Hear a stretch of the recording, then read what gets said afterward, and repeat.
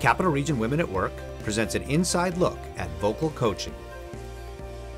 Dale, I know your business focuses on helping people to communicate successfully in the workplace. So with that in mind, how important are our voices?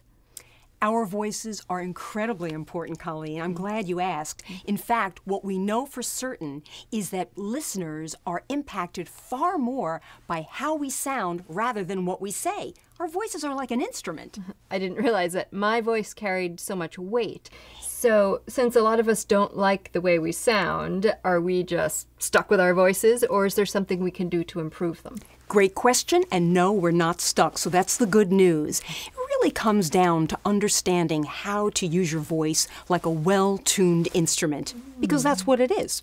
So one of the aspects that we like to focus on is really your breath support, and it starts with posture. So I'm going to ask you to adjust your posture and uncross your legs, please. Perfect. Hands relaxed on your lap. And now I want you to use your imagination.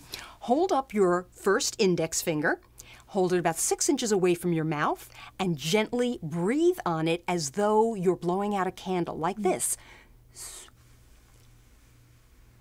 Good. Now move your finger just a little bit further away.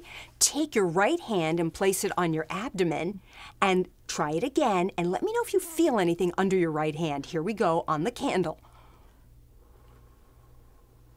Did you feel anything under your right hand? I did. I had to take a deeper breath to reach the candle. So. Exactly. So that's where a lot of the muscle contraction is going when we're breathing properly. So always visualize that candle, trying to blow on it gently.